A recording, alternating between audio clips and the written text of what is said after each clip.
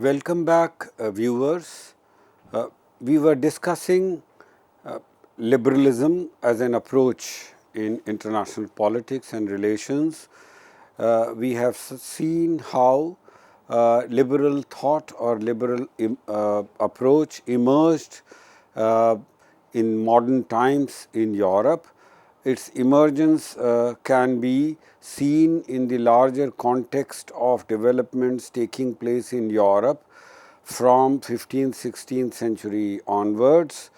Developments such as Renaissance, Reformation, commercial revolution, a technological revolution leading to industrial revolution and age of enlightenment.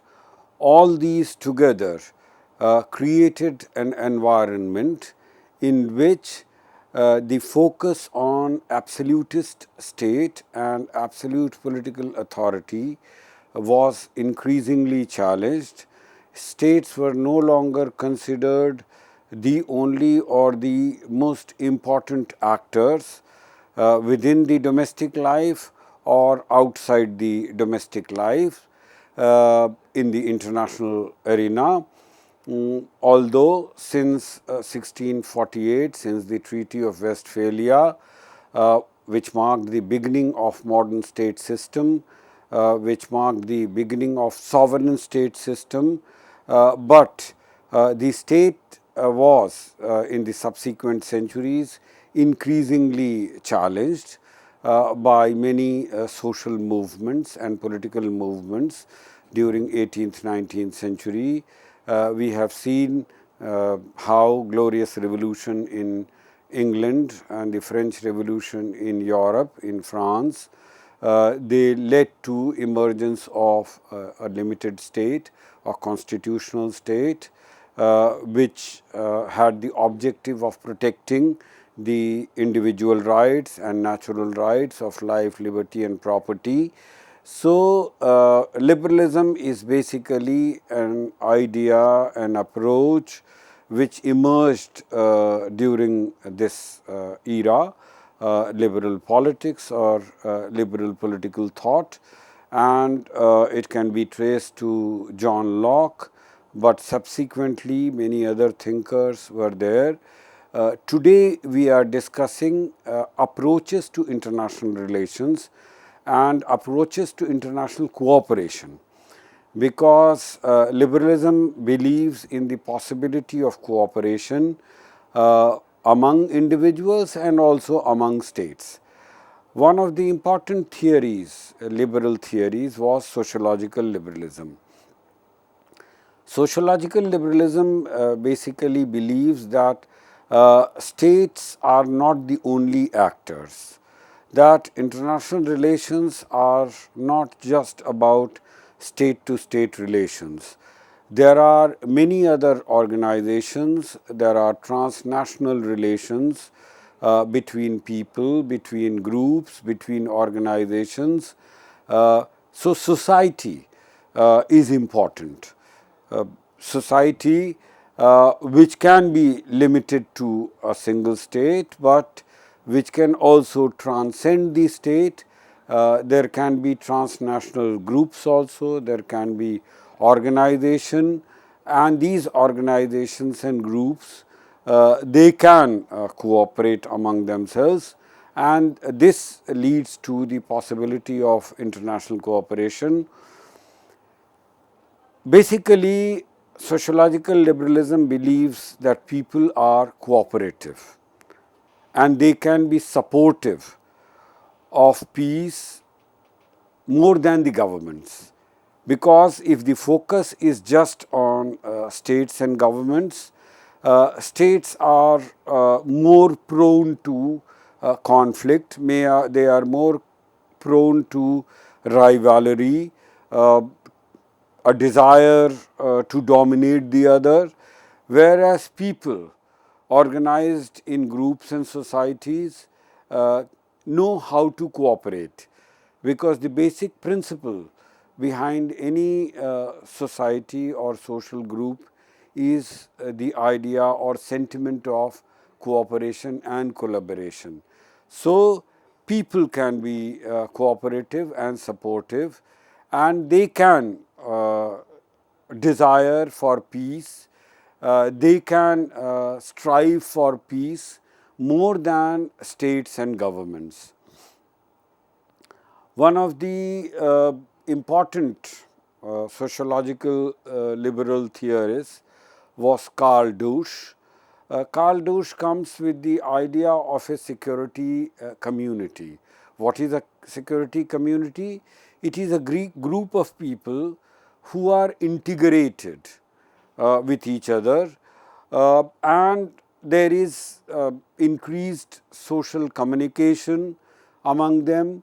There is greater mobility of people from one part of the world to the other, from one state to the other, or within the state. So, greater mobility is there. There are stronger economic ties with the increase. As I said, 16th, 17th century marked the emergence of, or was known for, commercial revolution, with increasing trade and commerce and prosperity, emergence of a new bourgeois class, of a new middle class, a new trading class.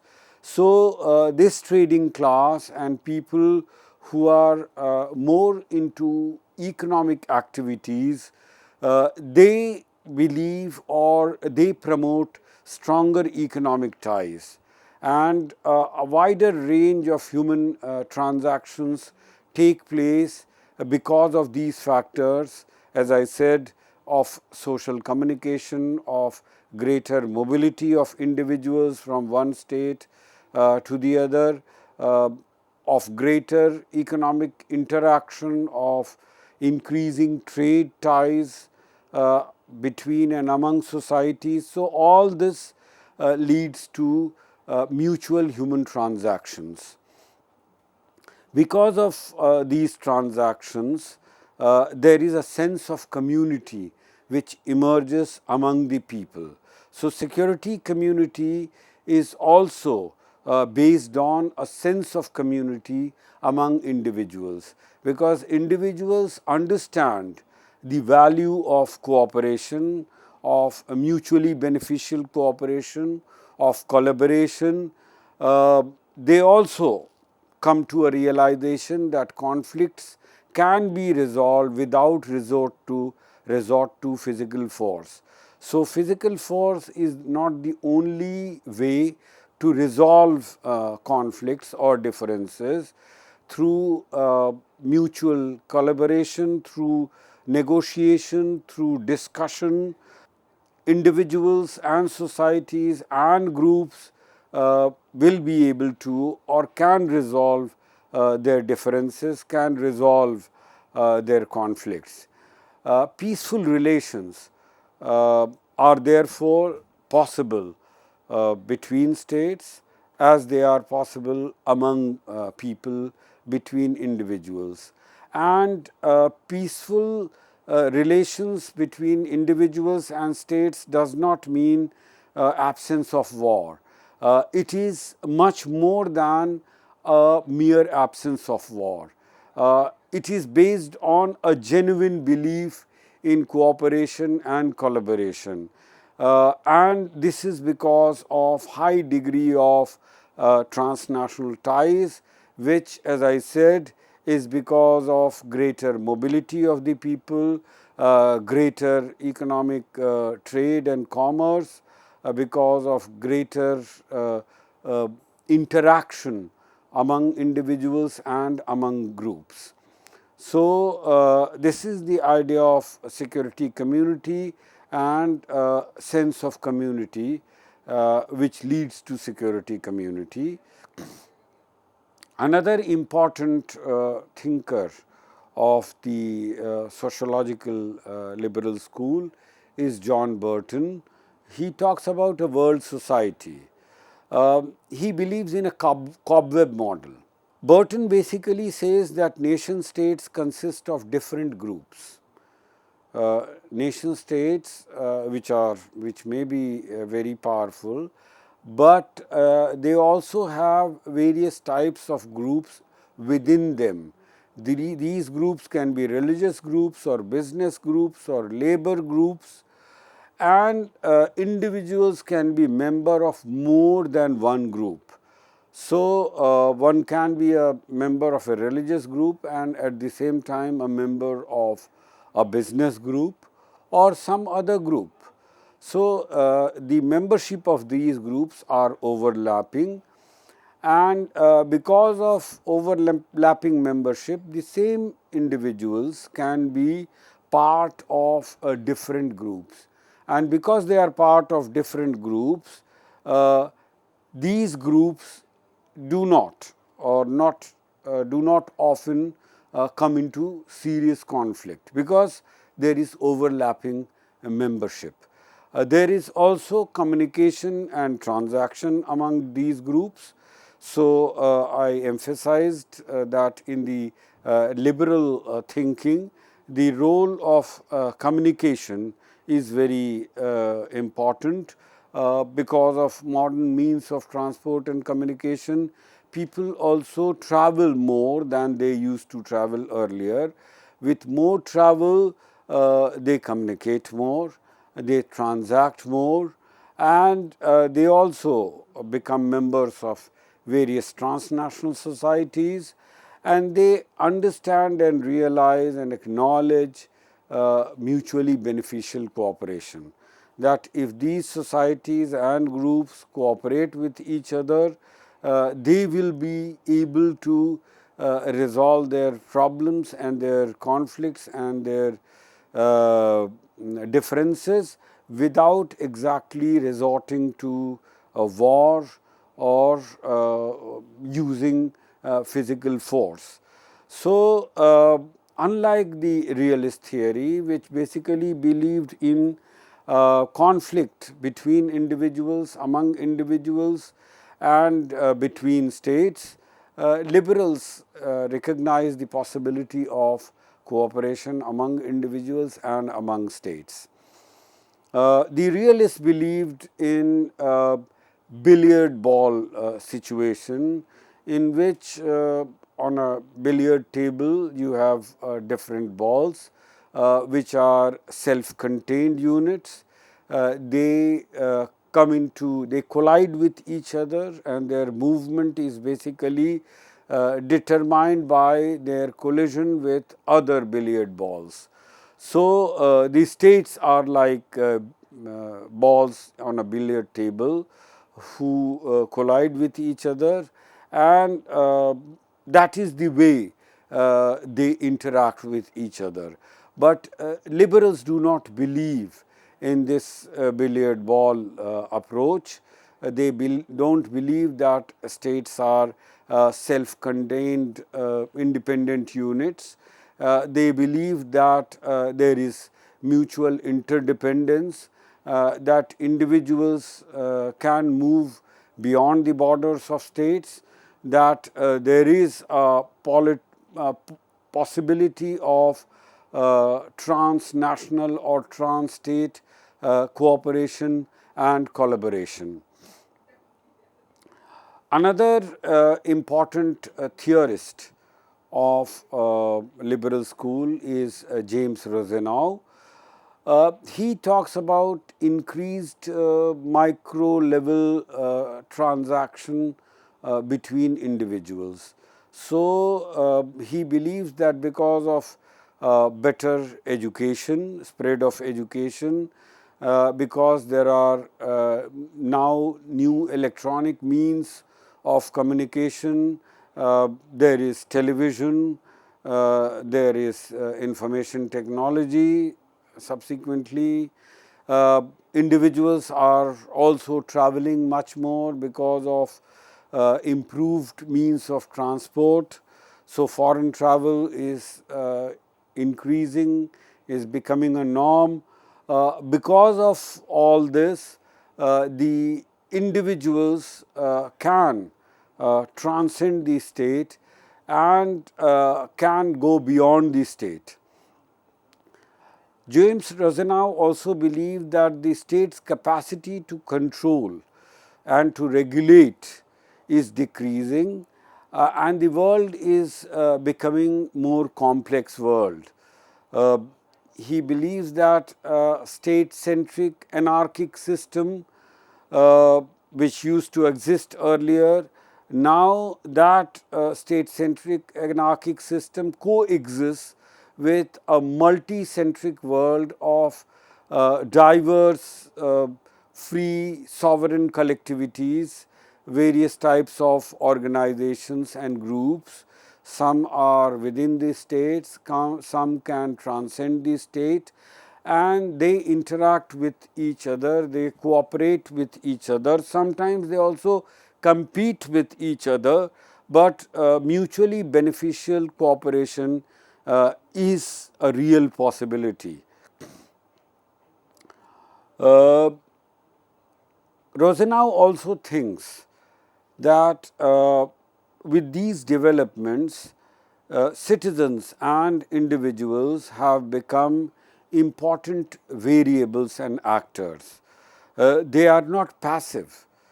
They can take decision, and they have many concerns.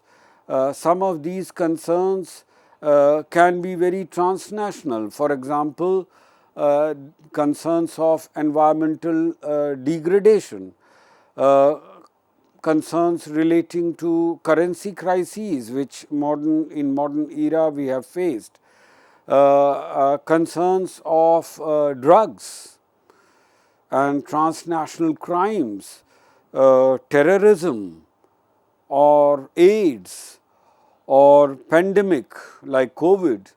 Now these transnational issues and problems of environmental degradation, of currency crises, uh, of drugs, of AIDS, of terrorism, of pandemic. These are issues which are not confined to one state or states only. These are transnational, these cut across various states, and in order to deal with these transnational issues, international issues, individuals have to come together, states have to come together, societies and groups have to come together. Uh, Rosenau also talks about information technology revolution, which has made it possible for citizens and politicians to participate in cooperation or in groups which again cut across states. Uh, the individual has been empowered because of these changes, because of the IT revolution, because of new means of transport and communication. Individuals can move more freely, can interact more freely, they can travel from one part to the other, and sitting at the same place with the help of modern technology, information technology, they can relate or they can connect to other people, other individuals across the globe, and therefore this is how they can also participate. So participation has been made possible because of these technological revolutions and changes. Rosenau believes that because the individual has become more empowered, because the individual has become a variable, an actor, therefore the leaders are becoming more like followers. They have to follow what the citizens of the country, what they think, what they demand. Popular opinion, public perception, uh, these have become important features, and leaders are increasingly becoming followers because individuals are becoming aware. Individuals are able to travel and to connect. They understand the benefit of cooperation cutting across national or state boundaries. Rosenau also believes or acknowledges the role of transnational networks.